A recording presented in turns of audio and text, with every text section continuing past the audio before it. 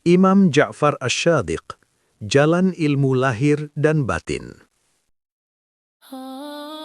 Imam Ja'far Asy-Syadiq hidup pada masa yang penuh pergolakan, ketika kekuasaan berganti dengan cepat dan ilmu seringkali diperalat untuk kepentingan dunia. Ia lahir dari keluarga Ahlul Bait, cucu Rasulullah SAW. Namun sejak awal ia dididik untuk tidak menggantungkan kemuliaan pada garis keturunan. Di tengah masyarakat yang sering mengagungkan nasab dan kedudukan, Imam Ja'far justru menempuh jalan kerendahan hati. Orang-orang yang bertemu dengannya merasakan keteduhan yang sulit dijelaskan, seakan kehadirannya bukan sekedar tubuh dan suara, melainkan pancaran ketenangan batin yang lahir dari kedekatan yang dalam dengan Allah. Sejak muda, Imam Ja'far Asy-Syadiq telah menunjukkan kecerdasan luar biasa dalam ilmu lahir. Ia menguasai fiqih, hadis, tafsir, bahasa Arab, serta ilmu pengetahuan yang pada masanya masih jarang disentuh ulama. Majelisnya menjadi tempat berkumpulnya para pencari ilmu dari berbagai latar belakang. Imam Abu Hanifah dan Imam Malik, dua tokoh besar mazhab fiqih, pernah duduk sebagai murid di hadapannya. Namun di tengah keluasan ilmunya, ia tetap menampilkan sikap seorang penuntut ilmu, bukan penguasa ilmu. Ia selalu menegaskan bahwa ilmu sejati bukan yang membuat seseorang merasa tinggi, tetapi yang membuatnya semakin sadar akan keterbatasan diri di hadapan Allah. Meski demikian, keagungan Imam Ja'far Asy-Syadiq tidak berhenti pada ilmu lahir semata. Ia dikenal sebagai sosok yang menyatukan fikih dan tasawuf dalam satu nafas kehidupan. Baginya, syariat tanpa penyucian hati akan menjadi kering, dan tasawuf tanpa syariat akan tersesat. Ia melihat banyak orang rajin beribadah namun hatinya penuh kesombongan, dan banyak pula yang mengaku mengenal Allah tetapi lalai terhadap hukumnya. Dari sinilah ia menegaskan bahwa jalan menuju Allah harus ditempuh dengan keseimbangan antara lahir dan batin, antara amal dan niat, antara hukum dan cinta. Pengalaman batin Imam Ja'far Asy-Syadiq dibangun melalui mujahadah yang panjang dan sunyi. Malam-malamnya dihabiskan dalam sholat yang lama, zikir yang pelan, dan munajat yang penuh kerendahan diri. Ia merasakan kehadiran Allah bukan sebagai pengalaman yang menggelegar, melainkan sebagai kesadaran halus yang terus menyertai.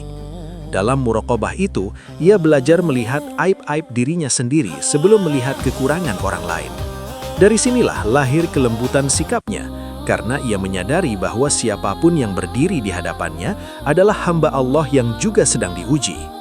Imam Ja'far sering menjelaskan bahwa hijab terbesar seorang hamba bukanlah dosa, melainkan rasa puas terhadap amalnya sendiri. Ia mengajarkan bahwa seseorang bisa terhalang dari Allah bukan karena maksiat yang ia sesali, tetapi karena ketaatan yang ia banggakan. Oleh sebab itu, ia mendidik para muridnya untuk selalu merasa takut setelah beramal, bukan merasa aman. Ia berkata bahwa orang yang benar-benar mengenal Allah akan selalu berada di antara rasa takut dan harap, tidak pernah merasa cukup dengan ibadahnya, dan tidak pernah putus asa dari rahmat Rabb-Nya. Dalam urusan dunia dan kekuasaan, Imam Ja'far Asy-Syadiq mengambil sikap yang sangat hati-hati.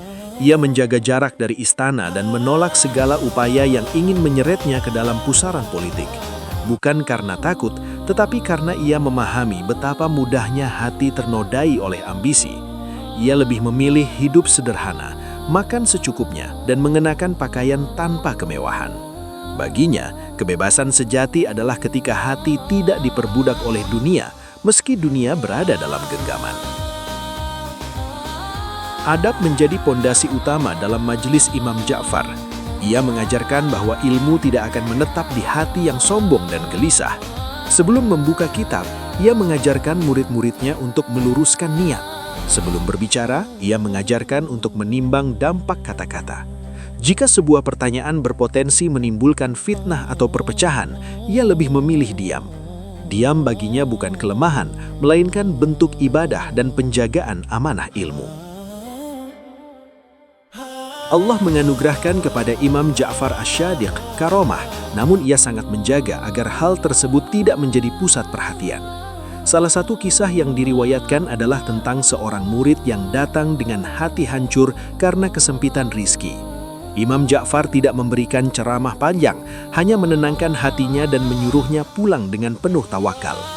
Beberapa saat kemudian, pertolongan datang melalui jalan yang sama sekali tidak disangka. Peristiwa itu menyentuh hati banyak orang, namun Imam Ja'far tetap merendahkan diri, seolah kejadian itu bukan apa-apa baginya. Ketika para murid menganggap peristiwa itu sebagai karomah, Imam Ja'far segera meluruskan pemahaman mereka. Ia berkata bahwa karomah bukanlah tanda kemuliaan seseorang, melainkan ujian keikhlasan. Ia mengingatkan bahwa orang yang benar-benar mengenal Allah akan selalu berada di antara rasa takut dan harap, tidak pernah merasa cukup dengan ibadahnya, dan tidak pernah putus asa dari rahmat Rabb-Nya. Dalam ajaran Tauhid, Imam Ja'far Asy-Syadiq sangat halus namun menghunjam. Ia mengajarkan bahwa semua sebab di dunia ini tidak memiliki kekuatan hakiki kecuali karena izin Allah. Pemahaman ini melahirkan ketenangan yang mendalam dalam menghadapi takdir. Orang yang memahami tauhid dengan cara seperti ini tidak mudah panik ketika diuji dan tidak sombong ketika diberi nikmat. Ia melihat semua keadaan sebagai undangan untuk semakin dekat kepada Allah, bukan sebagai ukuran keberhasilan duniawi.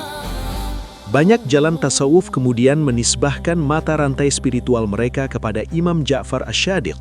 Hal ini bukan semata karena keilmuannya, tetapi karena keseimbangan hidup yang ia contohkan. Ia menunjukkan bahwa syariat adalah pagar dan hakikat adalah taman di dalamnya. Tanpa pagar, taman akan rusak.